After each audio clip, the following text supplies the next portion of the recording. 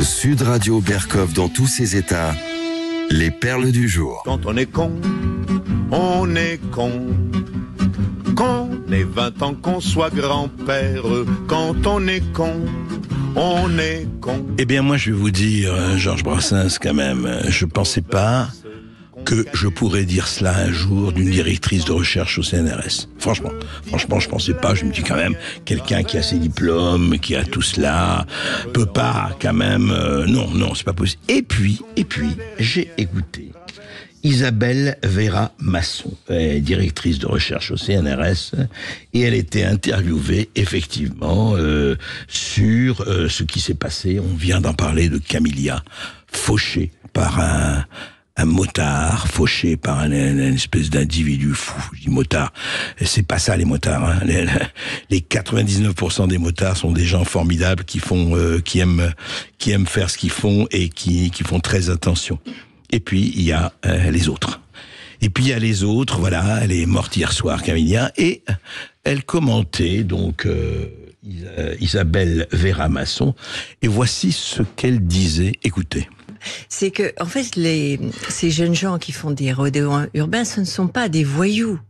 Ce sont des jeunes gens qui, d'ailleurs c'est intéressant l'idée du Covid, qui s'ennuient, qui n'ont pas de distraction. Vous savez, c'est West Side Story. On se retrouve dans les bandes, on fait des bêtises, etc. Alors parfois ça a des conséquences épouvantables. Et donc c'est clair. Mais décider de mettre en prison ou d'être extrêmement répressif à l'égard de ces jeunes gens qui 2 ans après vont se marier, vont trouver du boulot et finalement seront des citoyens comme vous et moi, c'est un peu comme le tag. Moi j'avais une amie de très bon chic bon chant dont son fils faisait des tags et c'était dangereux. Oui, c'est vrai. Le fils faisait des tags et c'est aussi dangereux que de faucher une enfant de 8 ans dans une moto, bien sûr. Mais de quoi vous parlez? Mais ce ne sont pas des voyous. Mais non, ça n'a rien à voir. C'est, qu'est-ce que vous voulez? C'est West Side Story. Bien sûr, c'est West Side Story. Qu'est-ce que vous voulez? Ça arrive comme ça et voilà. Alors, il faut pas les mettre en prison, faut pas être répressif, faut comprendre. C'est extraordinaire. C'est-à-dire que j'entendais ça et je me disais, c'est pas possible. C'est une caricature ou c'est un sketch de chez Jamel Debbouze ou un truc comme ça. Je dis c'est pas possible. Ah non, tout à fait. Oui, vous comprenez, ça arrive, ils s'ennuient, ils savent pas quoi faire. Alors ils sont sur la roue arrière. Alors voilà, et évidemment, il y a des événements, c'est gravissime. Et alors vous allez pas les mettre en prison pour ça. Dans 2 ans, dit Isabelle Vera Masson, ils vont se marier, ils auront des enfants, bien sûr. D'ailleurs, les frères Kouachi, si on les avait pas arrêtés avec Charlie Hebdo, ils étaient mariés, ils auront des enfants, et ils seraient bien maintenant, et tous les autres, écoutez, attendez un peu, laissez-les, c'est pas grave, ils se marieront, ils auront des enfants, voilà, c'est ce qui compte. Et la même Isabelle Vera Masson, parce que elle est multirécidiviste, et oui, elle est récidiviste. À propos de Crépol, vous vous rappelez, où il y avait eu un drame sanglant à Crépol, il y avait un bal, et des gens étaient venus d'une ville d'à côté, massacrés, effectivement, et tués à coups de couteau, à coups de presque de sabre, un gosse de 16 ans. Et la même directrice de recherche du CNRS avait déjà parlé de ça. Donc, du meurtre de Thomas dans la nuit du 18 au 19 novembre 2023 à Crépol.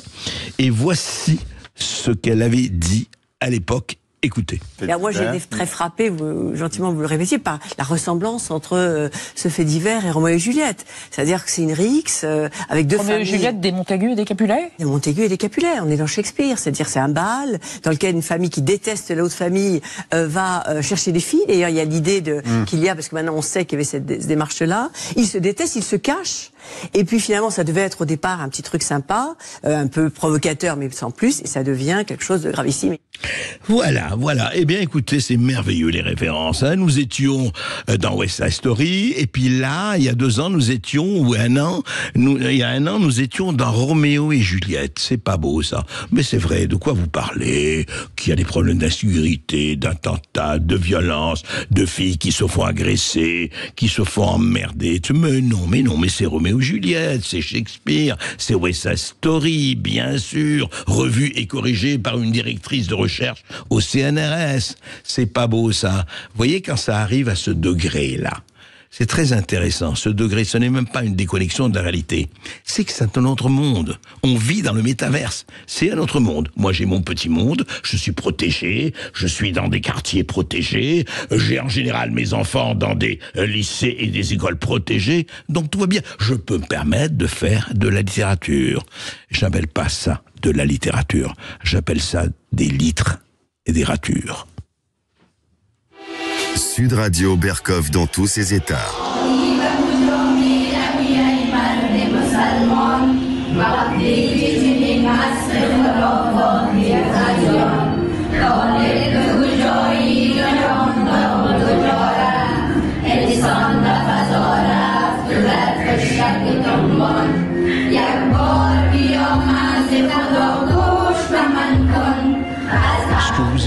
Ce que vous écoutez, c'est des chansons des femmes, des Afghanes. Des Afghanes. Il faut reparler un peu de l'Afghanistan. Vous savez, quand quelque chose disparaît effectivement des antennes, des chaînes en continu, d'information en continu ou de déformation en continu, voilà, ça n'existe plus. Mais oui, on est loin de tout ça. Eh ben, vous savez ce qui s'est passé là. Depuis que, effectivement, on a relaissé l'Afghanistan aux talibans. Je rappelle à tous les auditeurs de Sud Radio, les résistants, les autres, de regarder des images d'Afghanistan dans les années 50, 60. Regardez sur vos réseaux, etc. Comment elles étaient habillées, comment ça allait. Et aujourd'hui, cette prison, la prison de la burqa, du grillage, mais surtout, voilà ce qu'a décidé le ministère afghan de la Justice. Ils ont fait une nouvelle loi qui muselle encore un peu plus les femmes. Désormais, écoutez-moi bien, ce ne sont pas des rumeurs. Les Afghans ne doivent plus faire entendre leur voix en public. Elles ne peuvent plus chanter, réciter une poésie ou même lire à voix haute si elles ne sont pas confinées dans un espace fermé. Voilà. Elles ne sont plus que des ombres dans la société afghane. Cet apartheid de genre, parce que qu'est-ce que c'est sinon un apartheid, et des pires, est condamné par les organisations comme Amnesty International. Et voilà, ce texte a été promulgué pour promouvoir la vertu et prévenir le vice parmi la population, en conformité avec la charia, selon le ministère de la Justice taliban. Voilà, le texte édicte d'ailleurs, parce que je vais jusqu'au bout, des sanctions graduelles auxquelles s'exposent ceux qui ne la respecteraient pas. Avertissement verbal, menaces, amende, garde à vue allant d'1 heure à 3 jours, autres sanctions réclamées par les vices, vous savez, la police des vices et de la vertu. En cas de récidive, la justice est saisie. Voilà, et j'entends pas du tout, et normal, le silence assourdissant des féministes. Où sont les néo-féministes? Où sont celles qui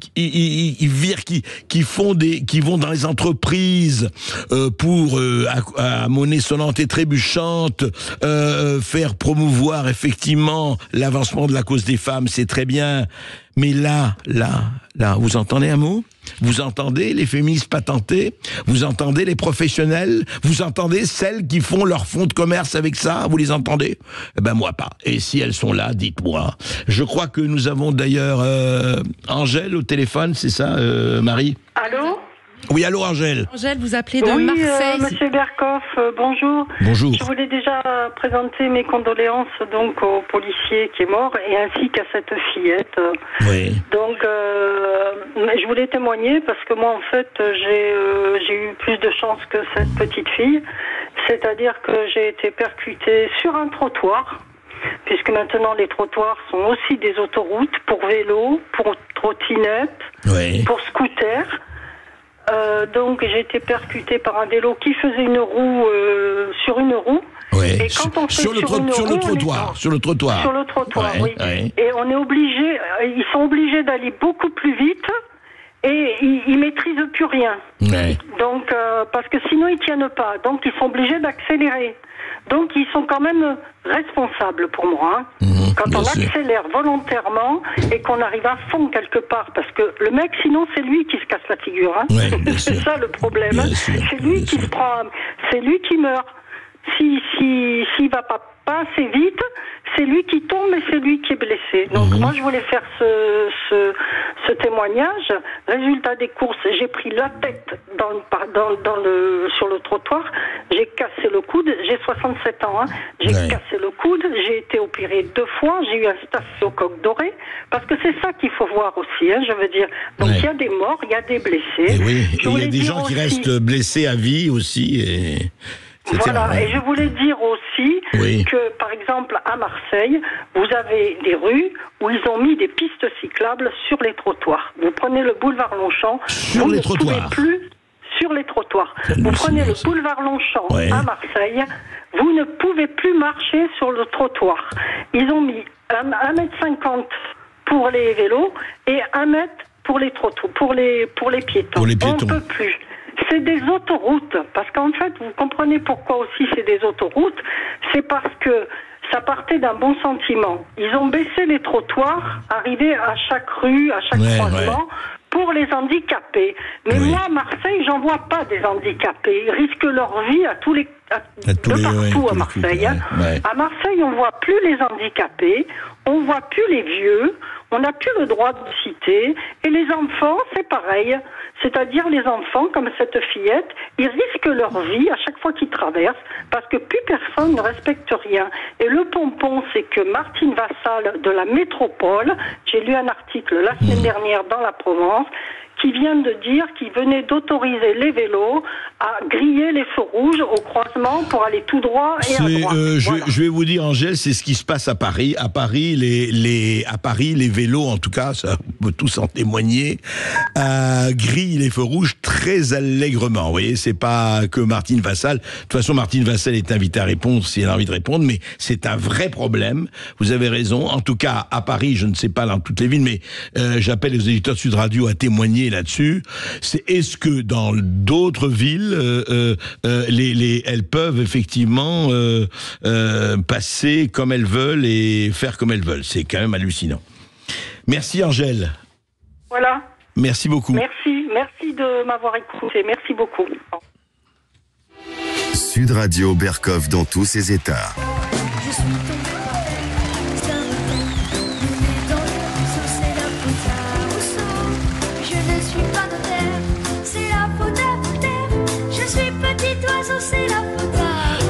C'est la faute. Alors vous savez, on commence un peu dur, mais il faut le faire. Ça a été extraordinaire quand même, ce qui se raconte aujourd'hui. Et c'est pas nouveau. Vous savez, à Solingen, vendredi dernier, Solingen, c'est en Allemagne, c'est là, dans l'Ouest, en Allemagne de l'Ouest. Un homme a poignardé à mort 3 personnes vendredi soir. Voilà, au couteau, effectivement, et vous savez qu'en France, il y a eu énormément d'attentats au couteau, et on en a connu beaucoup.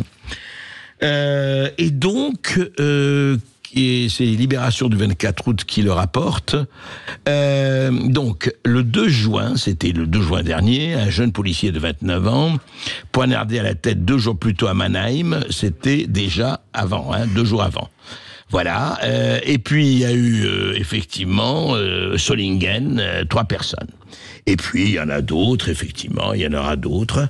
Et alors, qu'est-ce que ça a suscité comme réaction chez les autorités allemandes et peut-être chez les autorités françaises? Faut-il interdire les couteaux? C'est pas beau, ça. Ça, c'est pas beau. Ça, quand on arrive à ce point zoologique, il faut quand même se poser beaucoup de questions. Donc, des gens massacrent au couteau, il faut interdire les couteaux. Demain, la fourchette, faut interdire les fourchettes. Après-demain, la cuillère, faut interdire les cuillères. Je ne parle pas des cutters et compagnie. Mais dites-moi, c'est comme quand on entendait, vous vous rappelez, la voiture folle, le bus fou. Mais attendez, c'est pas la voiture qui tue. C'est l'homme ou la femme qui conduisent la voiture. Ce n'est pas la bicyclette qui tue. ce n'est pas la moto qui tue, c'est bien la personne qui la conduit, qui est dans un état soit d'ébriété, soit de folie, soit d'état meurtrier, etc. Et là, on dit, on veut interdire. Et vous voyez, c'est vraiment, on est au nœud du problème, au cœur du problème. On ne veut pas voir la cause, on veut voir les apparences, on veut voir, comme d'habitude, la perception. Ah là là, les couteaux, c'est pas bien, donc faut interdire les couteaux. Vous imaginez ? On pose le débat sur l'interdiction des couteaux. Comment des gens peuvent d'ailleurs formuler ça ? Comment des gens qui ont soi-disant un neurone avant l'avant-dernier neurone avant le dernier peuvent poser comme ça ? Mais enfin, ce ne sont pas les armes qui tuent, bande de nazes. Ce sont les gens qui les tiennent, ce sont les gens qui les opèrent, ce sont les gens qui les utilisent. Alors de quoi vous parlez ? Mais vraiment, c'est absolument lamentable. Alors André, on a Dominique de Roussillon qui voulait réagir sur Martine Vassal dont on vient de parler. Non, alors je crois que Dominique n'est plus à l'antenne. En revanche, ce qu'il faudrait maintenant faire, c'est peut-être passer. Je crois qu'il y avait une publicité et